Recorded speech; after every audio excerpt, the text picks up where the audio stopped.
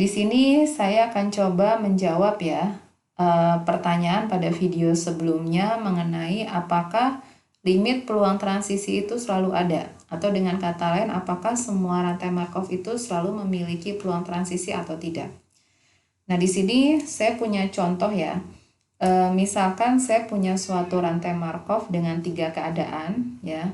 Keadaan 1, 2, dan 3, di mana bisa kita perhatikan bahwa rantai Markov yang digambarkan dalam diagram transisi di sini ini adalah contoh keadaan pertama saling berkomunikasi ya. Karena di sini semua keadaan setiap keadaan selalu bisa kita lewati ya. Selalu dapat kita akses satu sama lain. Kemudian yang kedua, contoh yang diberikan di sini ini memiliki ini adalah diagram transisi atau rantai Markov yang memiliki sifat periodik ya.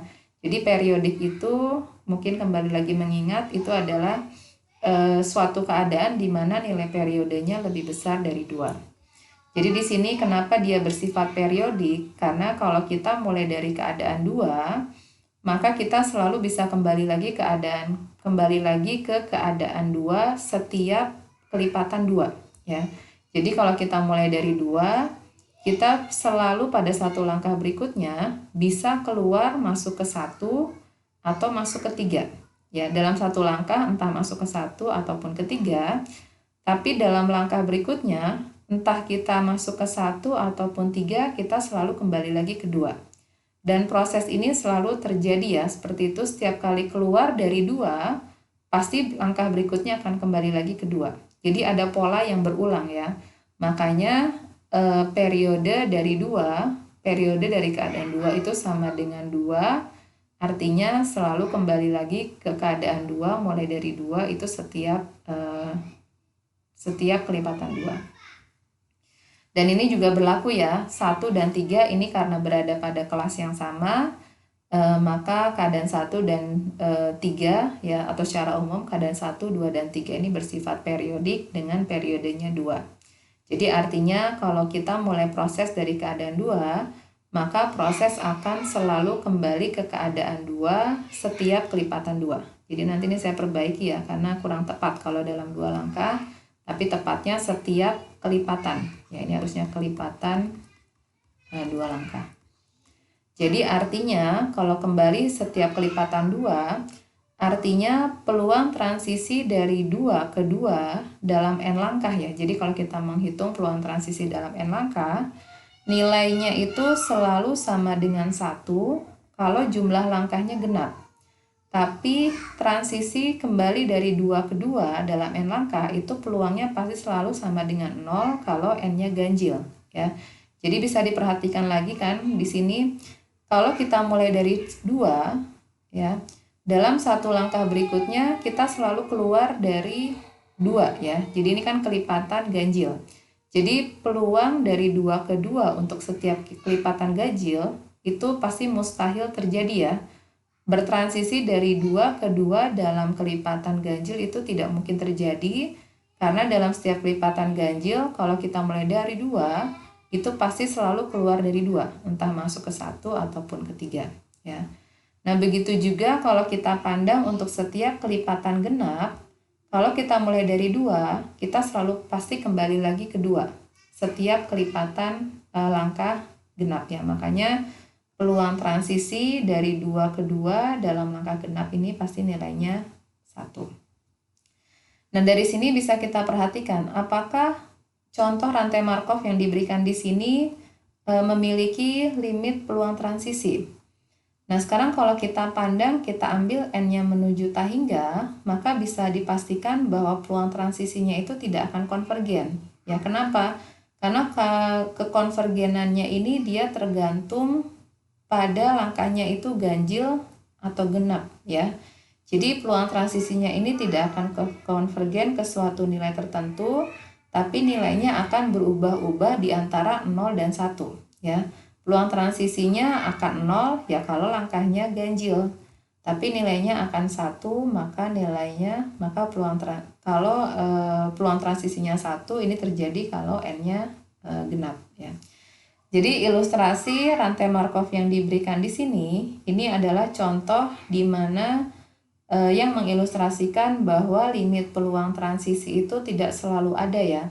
Karena limit peluang transisi itu kan menyatakan bahwa peluang transisinya itu akan konvergen ke suatu nilai tertentu kalau kita ambil N yang cukup besar. Sedangkan untuk contoh yang diberikan di sini, kalau kita ambil N yang cukup besar, maka nilainya dia tidak akan konvergen ya, tapi dia akan berubah-ubah, entah nilainya 1 atau nilainya 0. Dan itu tergantung apakah langkahnya ganjil atau genap. Jadi contoh di sini ini adalah contoh di mana limit peluang transisinya itu tidak konvergen ya. Jadi kekonvergenannya gagal, tidak terpenuhi. Dan ini terjadi kalau rantai Markovnya itu memiliki pola yang disebut periodik ya. Jadi kalau keadaannya itu bersifat periodik dengan periodenya lebih besar dari 1, ini bisa dipastikan bahwa limit peluang transisinya itu akan gagal terpenuhi ya. Jadi tidak ada limit peluang transisinya, atau lebih tepatnya limit peluang transisinya itu tidak akan konvergen ke suatu nilai tertentu. Contoh berikutnya ini juga ilustrasi lainnya ya, di mana kekonvergenan atau limit peluang transisi dari suatu rantai Markov itu tidak selalu ada. Jadi di sini adalah contoh di mana ada suatu rantai Markov yang terdiri dari 4 keadaan, ya, keadaan 1, 2, 3, dan 4.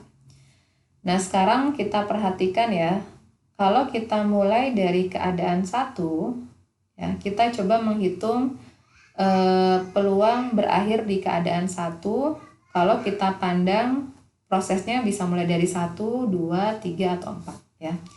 Jadi pertama kita mau melihat bagaimana peluang berakhir di keadaan 1 kalau kita mulai dari keadaan 1 juga ya. Nah, kalau kita mulai dari keadaan 1, maka kita bisa menghitung peluang transisi dari 1 ke 1 dalam N langkah. Ini pasti nilainya 1 ya. Karena kalau kita sudah ada di keadaan 1, maka kan di sini akan terperangkap ya istilahnya. Karena kita nggak bisa keluar lagi dari keadaan 1 kalau kita sudah berada di keadaan 1 ya. Jadi untuk N berapapun, maka peluang transisi dari 1 ke 1 nilainya sama dengan 1. Jadi dalam hal ini dia konvergen ya, konvergen ke suatu nilai, karena untuk N yang cukup besar ya, bukan cukup besar aja ya, untuk N yang kecil aja dia nilainya sudah konvergen ke suatu nilai tertentu, yaitu nilainya 1. Nah, kemudian sekarang berikutnya kita coba menghitung peluang bagaimana berakhir di keadaan 1 kalau kita mulai dari keadaan 2. Artinya kita menghitung peluang P21 pangkat N ya. Di sini langsung saya berikan ya, ini nilainya juga konvergen ke suatu nilai tertentu, nilainya 1/2. Dan ini berlaku untuk N yang cukup besar. Ya, nanti mungkin kita akan bisa dibahas ya, kenapa kita bisa dapat 1/2, cuman ini nanti untuk pembahasan berikutnya ya, tidak akan saya sampaikan di sini. Cuman yang mau saya perlihatkan, saya mau tunjukkan di sini adalah bahwa peluang transisi dari 2 ke 1 dalam N langkah, terutama kalau kita ambil N yang cukup besar, maka ini juga kekonvergenannya terpenuhi. Ya, sama seperti kalau kita mulai dari 1. Kemudian kalau kita mulai dari 3, ya bisa diperhatikan, kalau kita mulai dari 3, berapa peluang transisi berakhir di keadaan 1?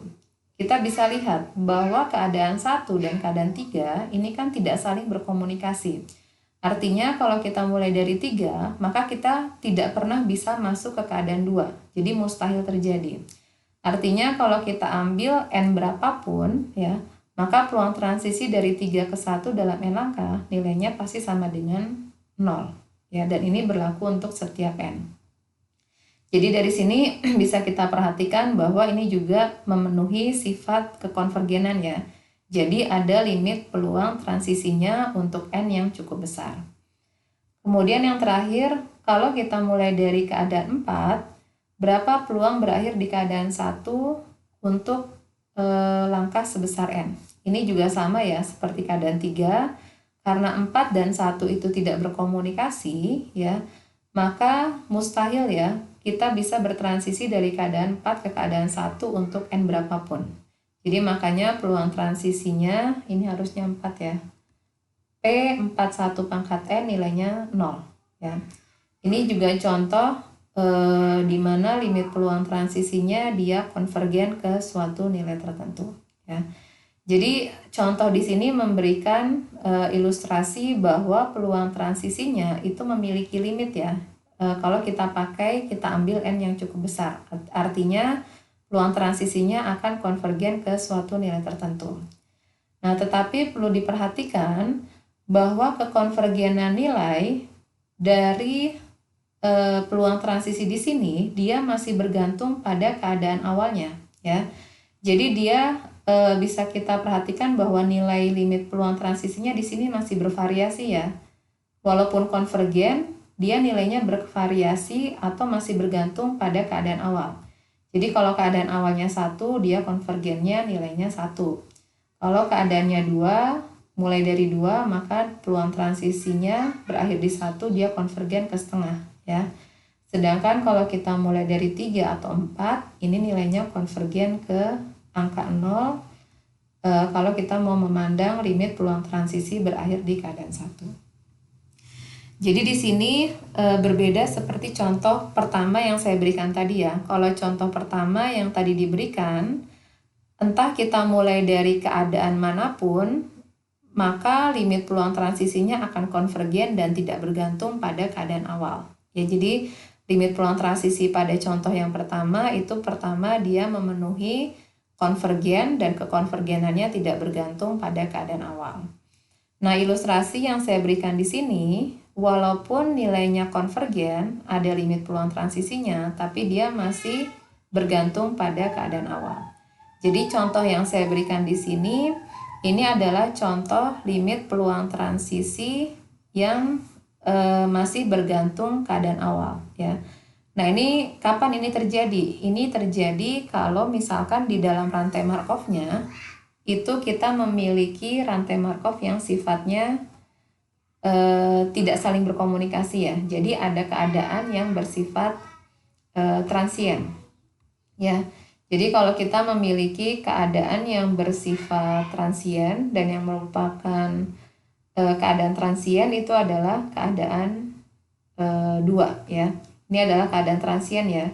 Jadi ini adalah keadaan yang bisa kita kunjungi hingga kali, tetapi begitu keluar dari 2, maka kita tidak bisa kembali lagi ke 2 ya. Sedangkan keadaan 1 ini adalah keadaan recurrent, kemudian 3 dan 4 ini berada pada kelas yang sama, ini juga recurrent.